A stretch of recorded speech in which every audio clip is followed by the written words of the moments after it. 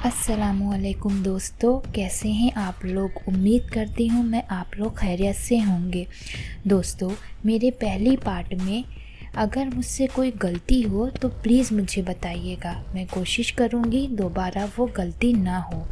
दोस्तों, पहले पार्ट में आपने सुना था कि राजा की बड़ी बेगम माँ बनने वाली है और इस बात से राजा की दूसरी बेगम को बहुत जलन हुई। उसे लगा कि अब तो राजा उसके हाथ से निकल जाएगा और इसीलिए वो परेशान बैठी थी। तभी उसकी नौकरानी वहाँ आती है और उसे राजा को अपने वश में करने की तरकीब बताती है। आगे के हिस्से में मैं वही आपको सुनाऊंगी। चलिए शुरू करते हैं शातिर रानी का दूसरा हिस्सा। अय्यार सरवरी ने बहुत इम्दा तरकीब सोची थी। वो दौड़ी दौड़ी बादशाह की ख्वाबगाह में पहुंची। बादशाह दरबार के बाद ज़रा आराम कर रहा था। हुजूर का इकबाल बुलंद हो, दोस्त शादो आबाद और दुश्मन बर्बाद हो, सरवरी ने ख्वाबगाह में दाखिल होते ही कहा। बादशाह एकदम से हड़बड़ा कर उठ बैठा। खैर तो है सरवरी, इस वक्त आने का सबब, बादशाह ने पूछा। अब तो सब खैर ही है हुजूर, सरवरी ने कहा। आज तो बहुत खुश नज़र आती है सरवरी, बादशाह ने कहा।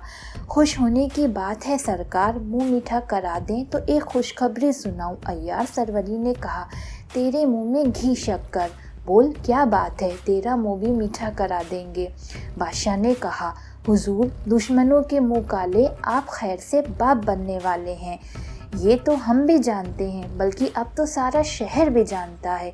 ये तूने कोई नई बात तो नहीं समझाई, ख्वामखा हमारे कराम में खलल डाल दी। बादशाह को अब गुस्सा आने लगा। हुजूर, मैं तो नई बात ही सुनाने आई हूँ, सरवरी ने कहा। क्या खैर खाक नई बात सुनाने आई है, बादशाह बोला।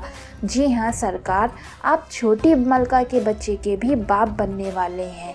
ये क्या कह रही है, बादशाह हैरत से कहा। सच कह रही हूँ सरकार, सरवरी बोली। लेकिन दोस्तों, तुमने समझ ही लिया होगा कि सरवरी साफ झूठ कह रही है। उसने जो कुछ कहा इसका एक लफ्ज़ भी सही ना था। ना तो मलकाए अलमास माँ बनने वाली थी और ना ही कुछ और, लेकिन सरवरी ने ये सारी बात कुछ ऐसे ढंग से कही थी कि बादशाह को यकीन आ गया। बादशाह दौड़ा दौड़ा मलकाए अलमास के पास पहुंचा। ये सरवरी क्या कह रही है छोटी बेगम, बादशाह ने पूछा। वो सच ही कह रही है, मलकाए अलमास ने अपने सर पे दुपट्टा ठीक करते हुए जवाब दिया। लेकिन तुमने हमें बताया ही नहीं, बादशाह ने कहा। हमें शर्म आती है, अलमास ने शर्मा कर कहा। बादशाह की खुशी की तो अब इंतहा ही नहीं रही। अभी बादशाह और अलमास यूँ बातें कर ही रहे थे कि सरवरी आन धमकी। सरवरी, हम तुम्हारे घर ऊँटों पे लाद कर मिठाई भिजवाएंगे। तुमने वाकई बड़ी खुशखबरी सुनाई है, बादशाह ने कहा। सरकार की उम्र दराज, एक बात कहूँ हुजूर, सरवरी ने कहा। हाँ हाँ कहो, आज हम तुम्हारी हर बात सुनने के लिए तैयार हैं। हुजूर, हमारे शहर में एक नजूमी आया हुआ है। कहते हैं ऐसा ज़बरदस्त नजूमी ना पहले कभी था और ना आइंदा कभी होगा। हुजूर, इजाज़त दे तो उसे बुलवा लो, सरवरी ने कहा। वो क्यों सरवरी, बादशाह बोला।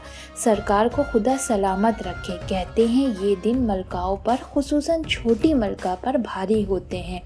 अब अगर ये नजूमी देख ले कि हमारी छोटी मलका के सितारे कैसे हैं तो हमें भी ज़रा इत्मीनान हो जाएगा। तुम्हारी बात ये तो ठीक है, लेकिन नजूमी है कहाँ, बादशाह ने कहा। शहर के बाहर एक कुम्हार रहता है, ये नजूमी आकर उसी के यहाँ ठहरा है, सरवरी ने कहा। तो बुलाओ उसे, बादशाह ने हुक्म दिया। फ़ौरन ही बादशाह के सिपाही दौड़े दौड़े गए। वो शहर के बाहर पहुँचे। थोड़ी देर में एक झोपड़े पर पहुँचे। उसी झोपड़े में एक कुम्हार रहता था। उसके यहाँ एक नजूमी भी ठहरा हुआ था।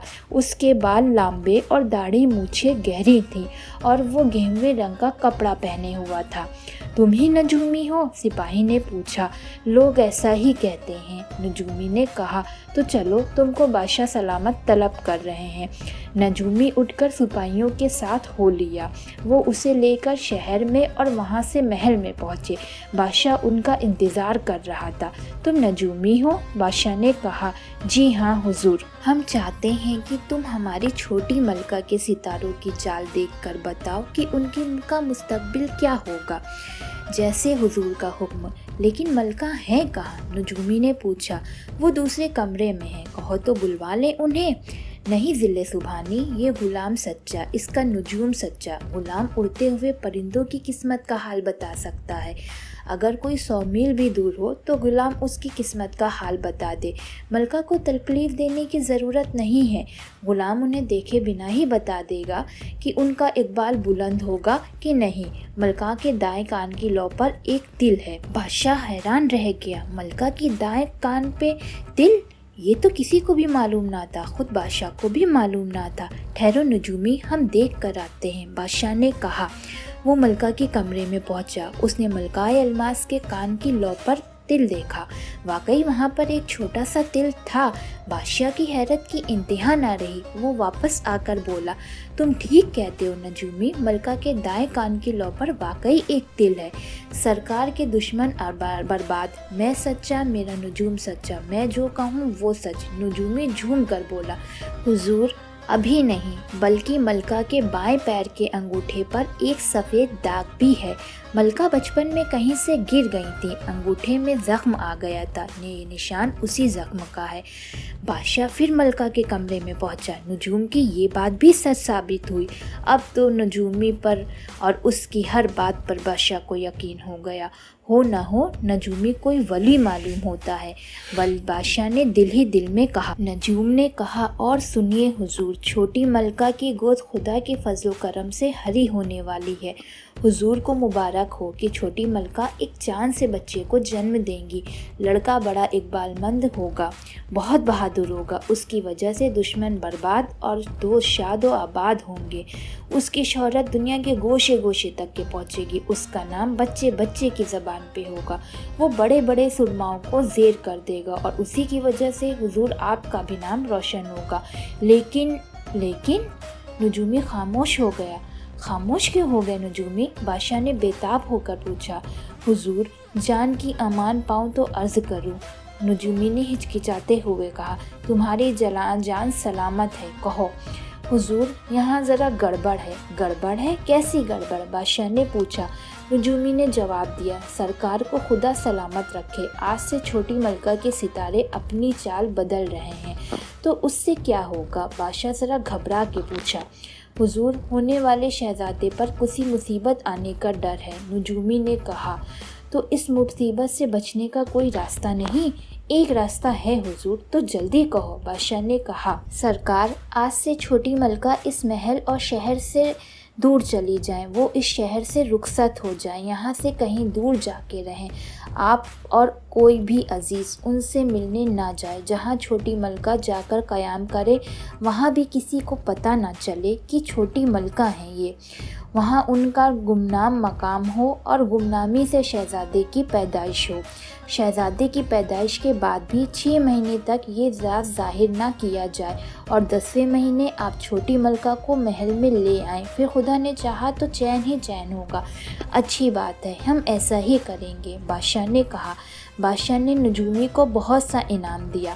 بادشاہ نے چھوٹی ملکہ کو خاص خادمہ سروری سے کہا کہ آج سے ملکہ الماس کو لے کر شہر سے نکل جاؤ، اور اس طرح کہ کسی کو پتہ نہ چلے۔ سروری خوشی خوشی رخصت ہونے کی تیاری کرنے لگی۔ ملکہ الماس بھی خوش تھی، اب اس کے دن پھرنے والے تھے۔ سروری خوش تھی کہ اس کی چال کامیاب ہو گئی ہے، لیکن دوستو تم حیران ہوگے اور سوچ رہے ہوگے کہ یہ نجومی کیسا تھا کہ اس نے ملکہ الماس کے کان پر تل اور پیر کے انگوٹھے کا داغ بھی بتا دیا، اور یہ بھی کہہ دیا کہ الماس چاند سے بیٹے کو جنم دے گی، حالانکہ یہ بات جھوٹ تھی۔ تو دوستو واقعی یہ بات جھوٹ تھی، وہ نجومی بھی جھوٹا تھا، یہ سب سروری کی عیاری تھی۔ اس نے شہر کے ایک فقیر کو اسی کام کے لیے تیار کیا تھا، اسی سے انعام دینے کا وعدہ کیا تھا، اور ایسی باتیں بھی بتا دی تھی، اس لیے اس جھوٹے نجومی نے بادشاہ کے سامنے وہی باتیں کہیں جو سروری نے اسے سنائی تھی۔ چھوٹی ملکہ الماس کو شہر سے بہت دور ایک گاؤں میں پہنچا دیا گیا۔ اس کے ساتھ کوئی نہ تھا سوائے اس کی عیار خادمہ سروری کے، کوئی جانتا نہ تھا کہ وہ ملکہ ہے، اور گاؤں والے بھی یہ نہ جانتے تھے۔ وہ دونوں گاؤں کے ایک کچے مکان میں رہنے لگے۔ دن گزرتے گئے، बड़ी मलका गौहर महल ही में थी और उसके शहजादे की पैदाइश को अभी काफ़ी दिन बाकी थे। एक दिन सरवरी बहुत खुश और खर्रम यूं ही भागती हुई महल में दाखिल हुई। बादशाह तो उसे देखकर हैरान रह गए। सरवरी, खैरियत तो है, तुम यहाँ क्यों आई हो? बादशाह ने पूछा। सब खैरियत है सरकार, सरवरी बोली। मैं तो एक खुशखबरी सुनाने आई हूँ। कैसी खुशखबरी? बादशाह ने पूछा। सरकार, मुबारक हो, छोटी मलका को खुदा ने चांद सा बेटा दिया है। बादशाह ये सुनकर मारे खुशी के नाच उठा। शहर में ढोल पीटकर शहजादे की पैदाइश का ऐलान किया गया। मस्जिदों, मंदिरों और गुरुद्वारों में शहजादे के लिए दुआएं मांगी गई।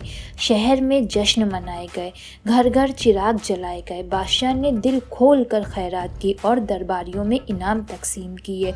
दरबार में ये भी ऐलान करा दिया गया, जब तक शहजादे की उम्र 10 महीने की नहीं हो जाती, मलका और शहजादे इस शहर में नहीं आएंगे। इस बात को 1 महीना गुजरा था कि बड़ी मलका गौहर की गोद भी खुदा ने हरी कर दी। खुदा ने गौहर को एक बेहद हसीन बेटा अता किया। सरवरी और मलका अलमास का जासूस शहर में हर दम मौजूद रहता था।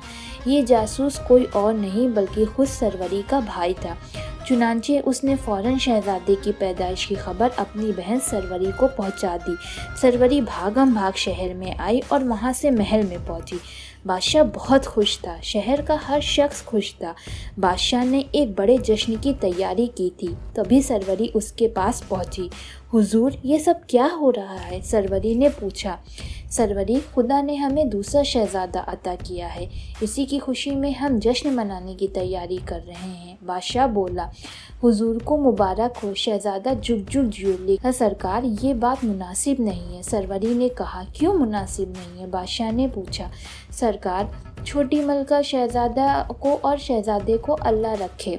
शहजादे बड़े हैं, ताज और तख्त के वारिस भी वही हैं, लेकिन छोटी मलका और बड़े शहजादे अभी इस शहर से बाहर हैं और उनकी गैर मौजूदगी में यूँ खुशियाँ मनाई जाए, कुछ अच्छा मालूम नहीं होता। दुनिया क्या कहेगी सरकार? तो बात बादशाह के दिल को लग गई, इसलिए उन्होंने हुक्म दिया कि शहर में जश्न अभी नहीं मनाया जाएगा। ये खबर मलकाए गौहर के भी कानों तक पहुंची। उसे बहुत रंज हुआ, लेकिन वो मुंह से कुछ ना बोली, वो खामोश रही। वो समझ गई कि बादशाह को ये पट्टी सरवरी ने ही पढ़ाई होगी। तो दोस्तों, आज की कहानी यहीं तक। आगे की कहानी इंशाअल्लाह अगले हिस्से में पेश करूँगी।